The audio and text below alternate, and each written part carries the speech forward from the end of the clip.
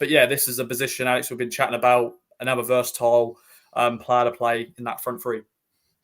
Yeah, that was what they needed, because I think there were a few whispers about going after a winger, right winger in particular. And from what I can see of Dane Scarlett is he can basically play, as you said, kind of along the front line. Not a natural position necessarily, but he can still do that. And that is a lot of what McKenna's recruitment has been, and what Town's recruitment has been since the takeover, is focusing on versatile players who can cover a number of bases. When you look at Amari Hutchinson's the best example, someone who's come in who can play through the middle, on the left, on the right, wherever you want to put him. Same with Brandon Williams. These are players where, especially when you have limits on the squad, you can have someone that can then go in and cover wherever you need them to.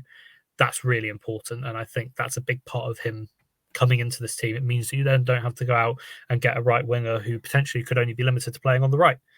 It just makes things a lot easier. It makes the balance a lot easier. I think Town are now, from what I saw at Stu's tweets, at least, I think they're at their 25-man limit. So if they're going to do any more before the deadline, looks like they're going to have to get somebody out the door before. But that's why, as I said, that you need players that can just cover so many bases. It will help in the Championship, and it will also help with the fact that there are 46 very tough games that all come a lot of Saturday, Tuesdays that we're going to see in September, for example. That's where he's going to be needed, and that's where the other kind of versatile players like your Brandon Williams and like your Amari Hutchinsons, that's where they're going to be so important.